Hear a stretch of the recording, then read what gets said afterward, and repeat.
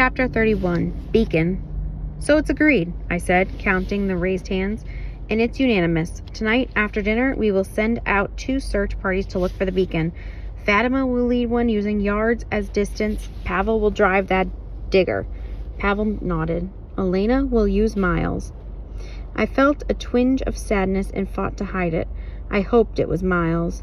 That would keep Fatima busy on 4 fruitless searches and Elena far from danger. Elena was back at her place by my side.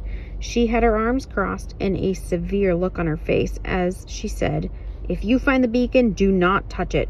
We cannot set it off until the blackout is over." Everyone nodded.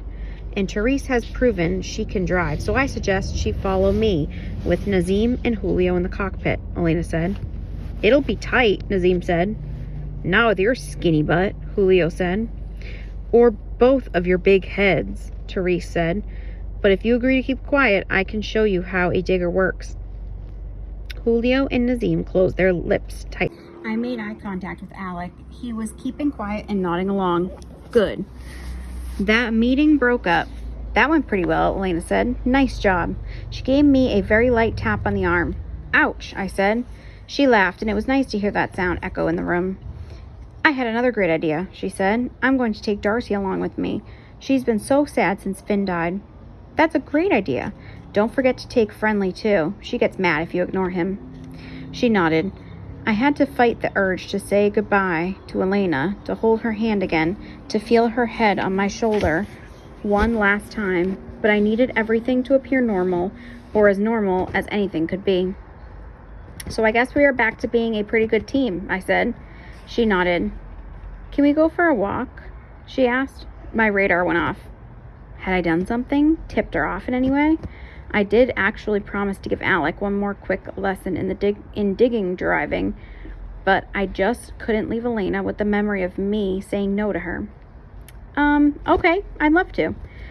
As soon as I even said the word love, I felt a lump rise in my throat. I gulped and steadied myself. She slipped her arm in mine and we stepped down the tunnel. I'm feeling better, Christopher, she said. I want to thank you for that. I didn't say anything right away. I was worried I'd start tearing up. And you don't suspect me of being a spy anymore, so that's good, she said. I know. I'm so sorry. I didn't actually think you were. It's more that I needed to weigh the evidence without letting my emotions get in the way. I couldn't let the safety of the whole camp be compromised because we're friends. If there's anything I can do to make it up. She smiled again and gave a little laugh as she pushed away from me. Christopher Nichols, you are still so easy to wind up. She took my arm again, and we continued down the tunnel. Elena had certainly recovered her ability to leave me feeling flustered. I wonder what will happen after all this is over, she said. I have no idea. I looked at her dark, beautiful hair, which was starting to grow back, except for the places where her skin was too badly burned. I'm not sure I'm ready to even think about the future yet, she said. I think about it sometimes. You need to have hope. Hope that things can get better. She was silent for a bit as we walked. We're still not old enough to live on our own, she said, frowning a little. I was taken aback. You mean together? She frowned. Oh, brother. I mean without adults. It's like that book you're reading, Oliver Twist or whatever. The kids end up in orphanages or on the streets. I'd like to think Melman Mining would take care of us after what we've been through. Do you think that includes the grinders? I wasn't sure about that. If you or I have any say about it, I said. Adults don't always listen to what kids have to say, she said. I nodded. We walked in silence a little longer. I have a plan, Elena said at last. Uh-oh. I've been thinking about what we can do next. Yes, I said, my voice sounding way too nervous in my own ears. We should send up a couple diggers to the surface.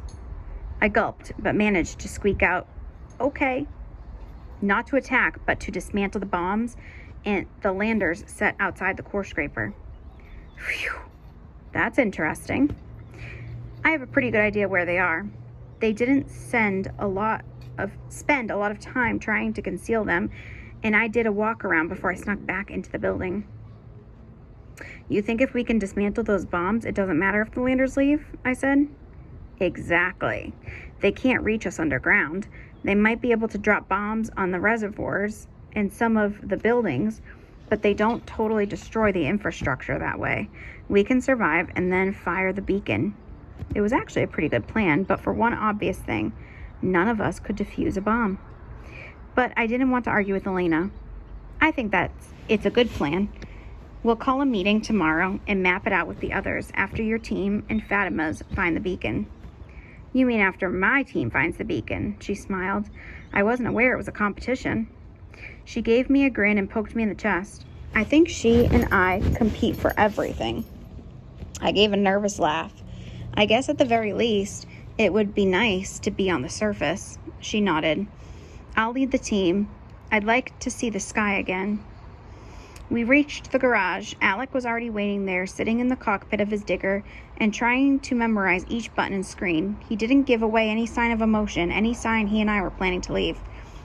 I'm going to go prep for the great beacon search. See you later, Elena said. She gave me a quick kiss on the cheek. Despite my best efforts to stay cool, my lips quivered and I had to turn away. I coughed, hoping to cover the quaver in my voice. See you later, I said, turning back to look at her. She faced me and gave me a salute. Fearless leader, she said. I saluted back. I watched her walk away. This was the last time I'd be alone with her, ever, and I wanted to hold on to every last image to cherish on the final ride to the surface. She turned a corner and I walked into the garage. Alec looked up at me. She hasn't guessed, he said. He seemed surprised. I don't think so. I hope not. Let's go practice. I spent the next hour driving through the tunnels and firing up the disruptor to fly through the walls. Alec was a pretty capable, if not great, driver. Not that it would matter too much. I checked my watch. It was almost dinner time. After we ate, Fatima and Elena would start their search. I'd wait a few minutes and then start out on my own. Time to head back, I said. Alec turned the steering wheel and we cut back through the rock toward camp. We got out of the digger. You go grab some food, I said. I need a few seconds to get myself together. Alec nodded. After he left, I waited a second, then I opened the dashboard of his digger and cut the power line. Dinner was canned beans and chocolate bars again. I didn't want to eat anything, but I forced myself to. Fatima and Elena sat next to me and mostly talked about what the beacon might look like and how they would keep in contact during the search. I think it will be a big computer with lots of colored lights and stuff, Elena said. I imagine it would be very small, but shaped like an apple pie, Fatima said. With whipped cream, icing, Elena said. They said and laughed. I stared at my beans. The beacon was the last real connection I had to my parents. They'd helped set it in place. My father had told me to find it. I'd never see it now. Finally, it was time. Dinner ended. I walked over to Fatima and hugged her. Good luck, I said, smiling as cheerfully as I could. Thanks, rich boy. Make sure you do all the dishes while we're out doing some real work. She laughed. I rolled my eyes. Elena was helping Darcy and Friendly settle into her cockpit. Darcy had helped save me. I also needed to say goodbye to her. See, Darcy, I said, leaning down to hug her. I told you this was a treasure hunt. I bet you find it first.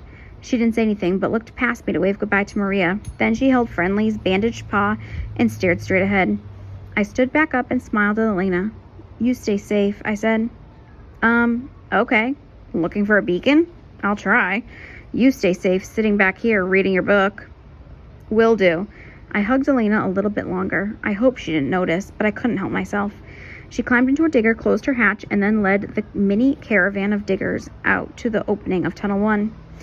I waited a few minutes before I slipped away to the garage. I told Alec we wouldn't be leaving for an hour, so the garage was empty when I got there. I slipped into my digger and fired it up. I cut through the wall. I didn't head for the landers right away. I had one important errand to run first.